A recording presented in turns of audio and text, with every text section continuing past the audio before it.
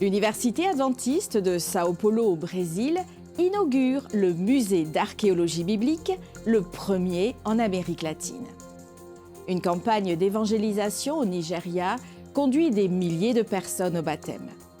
Des femmes de 10 districts se réunissent lors de la rencontre annuelle à Taïwan autour du discipulat.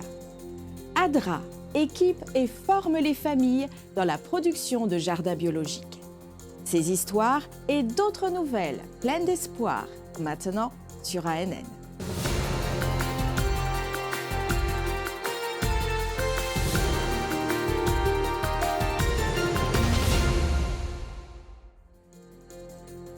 Le premier musée d'archéologie biblique en Amérique du Sud a été inauguré.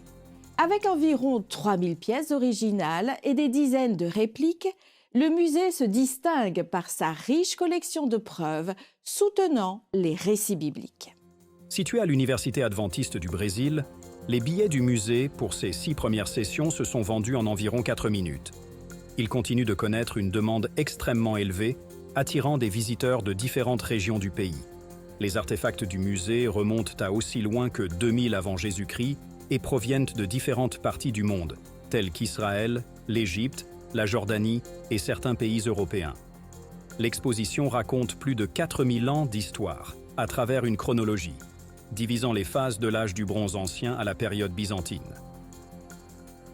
Le projet du musée d'archéologie biblique a été conçu il y a 20 ans par le docteur Rodrigo Silva. Celui-ci est l'animateur de l'émission de télévision Evidence, diffusée sur TV Novo Tempo, la chaîne de télévision adventiste au Brésil. Il a reçu un bref hommage lors de l'un des moments les plus touchants de la cérémonie d'inauguration. Merci beaucoup, vous êtes témoin d'une grande occasion. Je remercie tous ceux qui ont permis de faire de ce rêve une réalité. Le musée d'archéologie biblique est une sorte de patrimoine culturel, avec 3000 pièces archéologiques originales et des dizaines de répliques couvrant une période de fourre tous en temps d'histoire biblique. Sempre há espaço para a gratidão. Il y a toujours de la place pour la gratitude. Des remerciements ont été adressés. Nous continuerons avec ce sentiment de reconnaissance envers Dieu de permettre à l'UNASP de franchir une étape importante pour proclamer que la Bible est la parole de Dieu et que nous croyons en cette vérité. Gloire à Dieu. Le financement de la construction du musée provenait principalement d'un cours biblique en ligne appelé « La Bible annotée », enseigné par le docteur Silva lui-même et qui a atteint plus de 3000 étudiants. À titre honorique, un de ses étudiants s'est vu remettre un livre contenant les noms de tous ses donateurs. Le président de l'Université adventiste du Brésil, le docteur Martin Kuhn, a mis en évidence le verset 8 du chapitre 40 du livre d'Isaïe en soulignant la parole de Dieu comme point central du musée. Ésaïe 40, verset 8. L'herbe sèche, la fleur tombe. Mais la parole de notre Dieu subsiste éternellement. ADRA, l'Agence adventiste de développement et de secours, a un impact mondial en autonomisant les communautés et en transformant des vies grâce au développement durable. Dans le sud de l'Inde, ADRA a aidé 10 familles à établir des jardins biologiques, leur fournissant ainsi un moyen de générer des revenus alors qu'elles étaient touchées par la récente pandémie.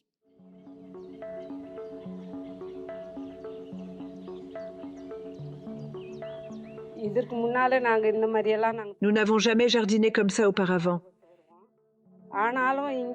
Malgré cela, ADRA nous a tout appris. Ils nous ont appris comment cultiver. Nous avons fait comme ils ont dit. Tomates, aubergines, fèves, courges amères, maïs. Tout nous était utile.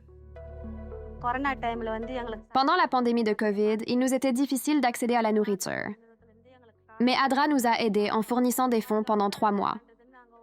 Ensuite, nous nous sommes interrogés sur l'après, et ADRA nous a présenté l'agriculture domestique. Je n'ai appris l'agriculture biologique que grâce à l'enseignement de ADRA.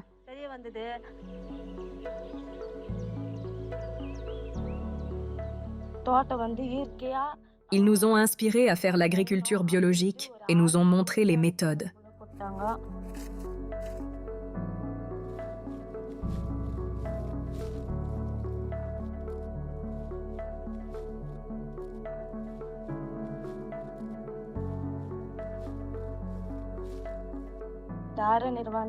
Nous avons reçu beaucoup d'aide de ADRA.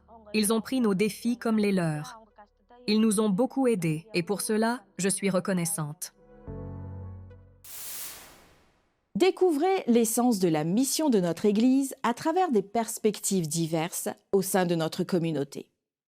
Voici quelques réflexions sur ce que signifie prêcher l'Évangile. Être impliqué dans la mission, c'est être intentionnel chaque jour, tout le temps. Être un instrument, c'est simplement, lorsque tu peux faire quelque chose que tu aimes, prendre soin des gens et aussi avoir l'espoir en Jésus. Être engagé dans la mission pour moi, c'est être utile pour les autres. Être impliqué dans la mission signifie être présent dans la communauté, être impliqué et être là quand les gens ont besoin de vous. Être engagé dans la mission consiste à donner des études bibliques. C'est très important pour amener les gens à Christ. Être engagé dans la mission signifie me trouver dans des situations où je suis avec des gens qui ne me ressemblent pas. Être engagé dans la mission signifie être capable de rencontrer des gens de la communauté, d'identifier leurs besoins et simplement créer du lien entre personnes de la communauté.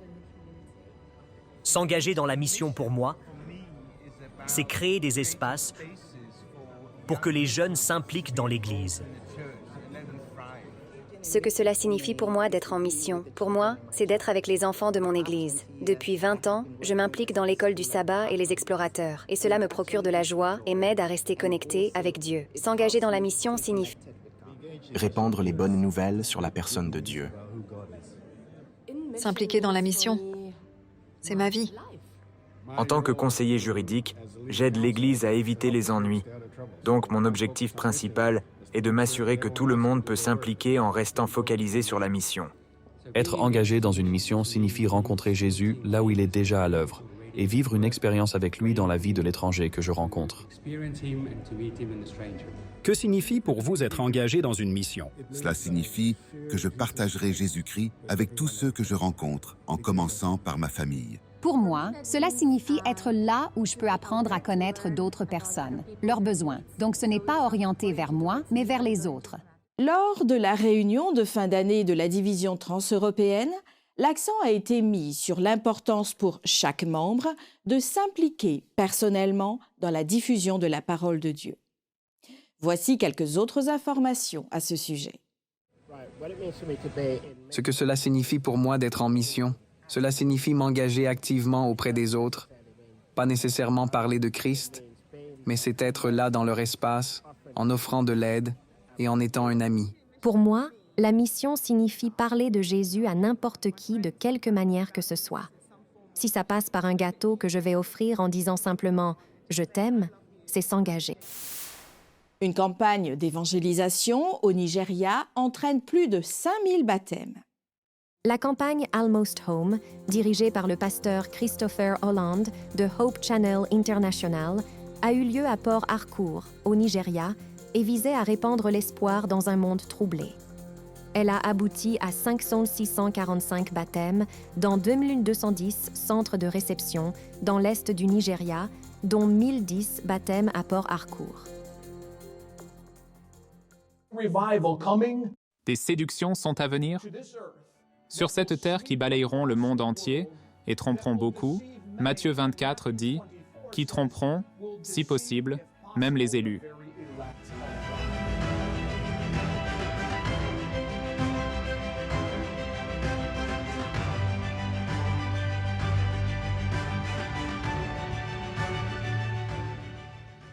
Parmi les nombreuses histoires de transformation qui ont suivi cette série évangélique, il y a celle de James Enwada Didia, qui a renoncé au culte ancestral malgré les menaces. Sa conversion a entraîné la destruction d'objets sacrés et son baptême s'en est suivi, symbolisant un changement spirituel significatif. De nombreux témoignages de guérison et de conversion ont émergé pendant la campagne, mettant en évidence l'impact des messages du pasteur Holland. La campagne a également attiré l'attention de divers médias et de personnalités influentes, mettant en avant l'impact de cet événement. Malgré les défis, le succès de ces rencontres dans l'engagement des membres dans la prière et la mission a été reconnu et célébré, renforçant l'impact des ministères des médias et l'engagement à diffuser le message de Dieu. Comment la croyance de l'Église adventiste dans le second avènement du Christ nous aide-t-elle à discerner les signes des temps dans notre contexte mondial actuel? Comment notre espoir en cet événement futur nous inspire-t-il à vivre avec un but, de l'amour et de l'anticipation? Voyons cela avec Franck Hazel et Kaldi Parocci, qui sont rejoints par leur invité Michael Sokupa pour explorer la 24e croyance fondamentale de l'Église adventiste du 7e jour. Pourquoi la seconde venue est-elle le point culminant de l'Évangile? Des idées? Je pense que lorsque nous parlons du début de l'Évangile, beaucoup de gens pensent que l'Évangile commence dans le Nouveau Testament. En réalité, il commence dans le tout premier livre de la Bible, l'Ancien Testament, dans la Genèse. En Genèse 3, verset 15, nous avons le premier message de l'Évangile. Ensuite, ce message culmine avec cette espérance bénie de la venue prochaine de Christ. Tout ce qui se passe entre-temps est l'œuvre de Dieu pour restaurer notre monde à cet état original. Ainsi, en Tite 2, nous trouvons cette expression très précise, la bienheureuse espérance.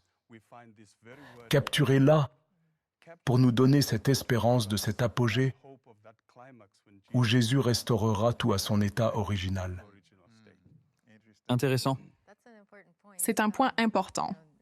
Tu sais, en théologie, on parle du « déjà mais pas encore ». Nous vivons à une époque où Jésus est déjà venu. Il est déjà mort pour nous. Il a vaincu le péché. Il a vaincu la mort, mais pas encore complètement. Donc, nous vivons dans cet état où les promesses de Dieu ont été accomplies, mais nous attendons toujours leur achèvement final et complet, et cela se produira lors de la seconde venue de Jésus. Donc, nous attendons cette réalisation finale où tout, comme tu l'as dit, sera restauré à son état d'origine, tel que Dieu l'a voulu. Pour regarder l'épisode complet, visitez le site officiel de l'Église adventiste du 7e jour en anglais sur YouTube.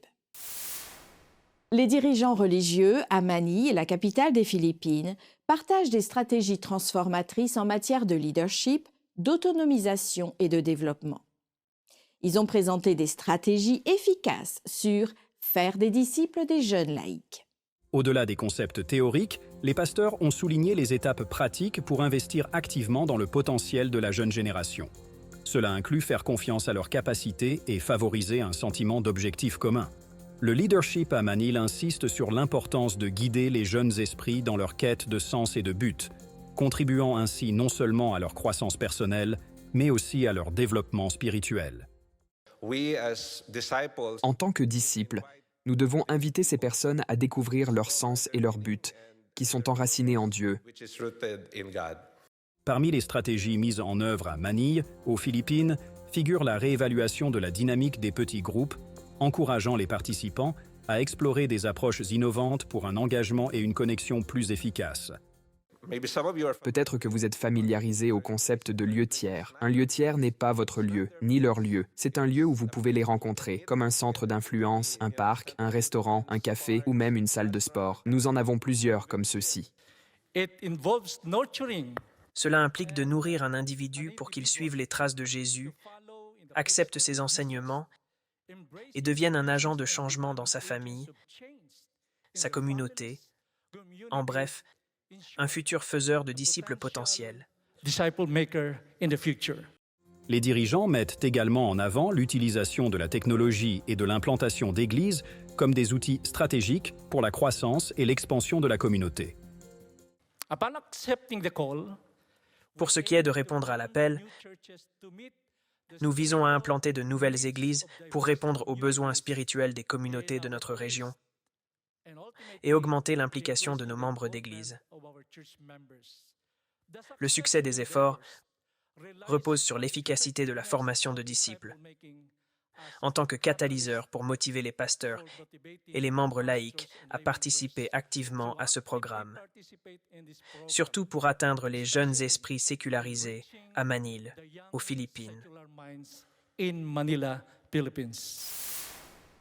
L'Université Advent Health à Orlando, en Floride, obtient une importante subvention de l'État pour améliorer l'équipement de simulation de son programme de soins infirmiers. Tom Johnson nous en dit plus. Ici Tom Johnson. J'ai une nouvelle importante à vous annoncer concernant les études en soins infirmiers de l'Université Advent Health, qui vient de recevoir une importante subvention de l'État pour l'achat de matériel de simulation. Nous parlons de 574 000 $ provenant du nouveau fonds de l'État de Floride, appelé Linking Industry to Nursing Education, ou LINE. Le système de soins de santé d'Advent Health s'engage également à égaler la subvention. Les fonds seront utilisés pour acheter des équipements de simulation supplémentaires pour former nos futurs infirmiers. L'hôpital adventiste au Mexique est reconnu comme une institution compatissante pour son programme de chirurgie oculaire gratuite. Pendant le 15e Congrès mondial des valeurs, la Charte de la compassion, une organisation internationale opérant dans plus de 50 pays, a reconnu l'hôpital La Carlota comme une institution compatissante. Pour les dirigeants de l'hôpital, cette reconnaissance est une validation de leurs initiatives en faveur de la communauté et s'aligne parfaitement avec la mission et les valeurs fondamentales de l'institution. Récemment, la campagne de chirurgie ophtalmologique gratuite de l'hôpital a permis de restaurer la vision et d'améliorer la qualité de vie de 70 personnes souffrant de problèmes de cataracte et de rétinopathie. Cette initiative chirurgicale de 3 jours, organisée à l'Institut de la vision de l'hôpital La Carlota, comprenait 40 chirurgies de la cataracte et 30 traitements rétiniens. De plus, 120 autres chirurgies de la cataracte ont été programmées gratuitement pour l'avenir, offrant de l'espoir à de nombreuses personnes confrontées à ces affections. Une équipe dévouée d'experts spécialisés de l'Institut de la vision a généreusement donné de leur temps et de leur expertise. Au Chili méridional, la visite d'un colporteur à une femme âgée qui avait reçu un livre qui avait changé sa vie il y a 50 ans a déclenché un renouveau spirituel. Cette rencontre l'a finalement conduite à accepter Christ et à se faire baptiser. L'évangélisation par la littérature, la distribution de porte-à-porte de littérature chrétienne et sur la santé pour soutenir des étudiants à l'université joue un rôle essentiel dans ce voyage transformateur qu'effectuent de nombreuses personnes dans le monde entier. Quand on sort pour colporter, on ne sait jamais à quoi s'attendre. Ce jour-là, j'avais passé littéralement toute la journée à frapper aux portes et aucune ne s'était ouverte, jusqu'à ce que j'arrive chez Sœur Marie et qu'elle m'ouvre. J'étais là avec mes livres. Je suis arrivée au parc où je pouvais lui montrer la tragédie des siècles et elle semblait tout de suite enchantée. Plus tard, j'ai appris que c'était un livre qu'elle avait déjà lu il y avait plus de 50 ans. J'ai rencontré un colporteur et je me suis intéressée aux livres sur la médecine et à la tragédie des siècles. Ce livre m'a beaucoup intéressée parce qu'il parle de l'histoire depuis le début du monde jusqu'à notre époque où le conflit est à son apogée.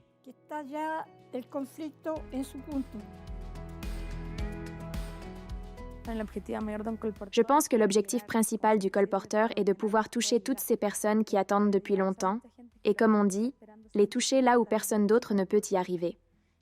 C'est pourquoi il est vrai que c'est Dieu qui m'a dirigée vers Madame Maria pour que je puisse l'amener à remettre sa vie entièrement au Seigneur. Merci à ma petite sœur qui m'a parlé à nouveau du baptême et autres choses qui m'ont fait réfléchir. Muchas cosas que me hicieron reflexionar.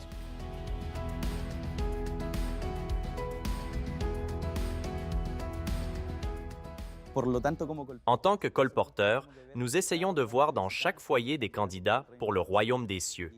Nous présentons un message complet afin que la personne en retire quelque chose, espérant que, si ce n'est pas maintenant, elle prenne sa décision pour le Seigneur à l'avenir et qu'elle voit que l'essentiel dans sa vie est Dieu et qu'il n'y a rien de plus. Nous sommes témoins d'un travail qui a commencé il y a 50 ans et qui s'est achevé aujourd'hui, comme en témoigne notre sœur Marie, qui a consacré sa vie à Jésus par le baptême. Dans un engagement à autonomiser les femmes, raviver la foi et faire avancer le service chrétien, l'Église à Taïwan a organisé l'édition 2023 de la Conférence des dirigeantes. La conférence 2023 des femmes leaders de Taïwan, organisée par les ministères des femmes de l'Église adventiste du 7e jour, a mis l'accent sur l'autonomisation des femmes en tant que disciples de Jésus. Tenue à l'Université adventiste de Taïwan, la conférence visait à rehausser la valeur des femmes et à leur permettre de pratiquer le service chrétien.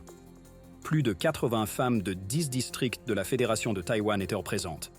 Le thème « Je suis une femme que Dieu peut utiliser » a été exploré à travers des messages et de la musique, mettant l'accent sur la joie, le service et la liberté. L'événement s'est conclu par des prières de consécration et un engagement à toucher le monde par l'amour du Christ.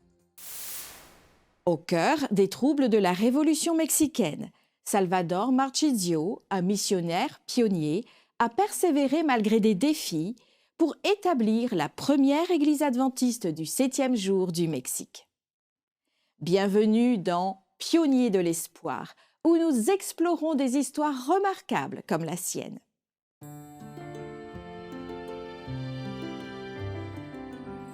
Mexico. En 1891, Salvador Marchisio s'est rendu à Mexico en tant que missionnaire pionnier. Né en Italie, Salvador s'installa aux États-Unis à l'âge de 21 ans. Il s'est finalement rendu en Californie, où il a découvert le message adventiste alors qu'il était patient à l'hôpital Sainte Helena. Il résista d'abord au message, mais après 2 ans d'études avec A.T. Jones, il en fut convaincu. Il est retourné en Italie pour partager le message avec sa famille, mais il a été rejeté. Il est retourné aux États-Unis où il a ressenti l'appel de Dieu à transmettre ce message au Mexique. À ses propres frais, il s'est rendu à Mexico en 1891, dans l'espoir de vendre des exemplaires de la grande controverse. Il s'est vite rendu compte que les riches n'achetaient pas de livres religieux qui n'étaient pas approuvés par le prêtre, et que les pauvres n'avaient pas les moyens d'acheter des livres même s'ils savaient lire. De plus, les livres étaient en anglais. Malgré ces obstacles, il a tout de même vendu 2500 livres. Salvador est retourné à Battle Creek aux États-Unis pour étudier les soins infirmiers. Puis il est retourné au Mexique pour rejoindre d'autres missionnaires à Guadalajara. En 1899, il est retourné à Mexico. Salvador a suivi la méthode de ministère de Jésus. Il a appris aux gens à construire des maisons et à préparer de meilleurs repas. Il aidait les malades et enseignait le message adventiste. Au cours de sa mission, Salvador a été collecteur, ouvrier biblique, traducteur et pasteur. Il est resté pendant la Révolution mexicaine et a été capturé et menacé par les soldats des 2 camps. Il a persévéré parce qu'il était déterminé à transmettre un message d'espoir au peuple mexicain. Grâce à son influence, la première église adventiste du 7e jour au Mexique a été fondée en 1899 par George Washington Calvines. Il y a plus de 120 ans, à Tacubaya, dans la banlieue de Mexico. Aujourd'hui, le Mexique compte plus de 9000 églises et entreprises, et quelques 800 000 adventistes du 7e jour. Ce qui signifie qu'il y a un adventiste pour 163 habitants. Aux missionnaires pionniers comme Salvador Marchisio, nous disons « Gracias ». Merci d'avoir suivi ANN. Rejoignez-nous la semaine prochaine pour plus de nouvelles du siège de l'Église adventiste du 7e jour. Saviez-vous que l'Église adventiste du 7e jour a une chaîne YouTube où vous pouvez regarder ANN Vidéo, ANN in Depth et plein d'autres vidéos étonnantes sur la prophétie, la santé et l'étude de la Bible? Cliquez sur le bouton « S'abonner » pour ne jamais manquer une nouvelle vidéo. Vous pouvez également nous laisser un commentaire ou un sujet de prière, car une équipe prie pour vous 24 heures sur 24 et 7 jours sur 7. Avant de nous quitter, voici une bonne nouvelle tirée d'Ecclésiaste au chapitre 11 et au verset 5. Comme tu ne sais pas quel est le chemin du vent, ni comment se forment les os dans le ventre de la femme enceinte. Tu ne connais pas non plus l'œuvre de Dieu qui fait tout. Ainsi s'achève notre programme de cette semaine. N'oubliez pas que vous pouvez toujours visiter adventiste.news/fr pour des nouvelles quotidiennes et des vidéos. À la semaine prochaine pour d'autres nouvelles de foi, d'amour et d'espérance. Que Dieu vous bénisse.